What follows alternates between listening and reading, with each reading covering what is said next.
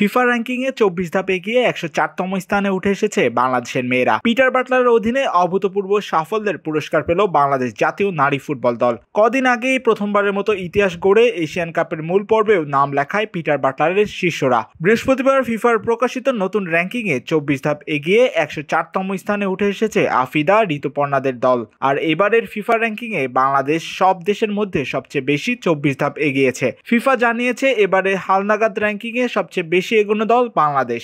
সবচেয়ে বেশি 80.51 পয়েন্টেও অর্জন করেছে বাংলাদেশ দল। গত জুনে মিয়ানমার সফরে যাওয়ার সময় ফিফার র্যাঙ্কিংয়ে 128 নম্বরে ছিল বাংলার মেয়েরা। এরপর 29 জুন 36 ধাপ এগিয়ে থাকা বাহরাইনকে এবং 2 জুলাই 73 ধাপ এগিয়ে থাকা মিয়ানমারকে হারায় মেয়েরা।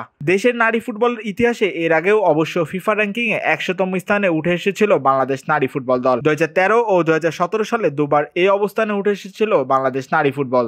এবার সেই র্যাঙ্কিংকেও পেছনে ফেলার লক্ষ্য নিয়ে আগাচ্ছে পিটার বাটলার এবং তার শিষ্যরা। Sports desk, Manabzamin.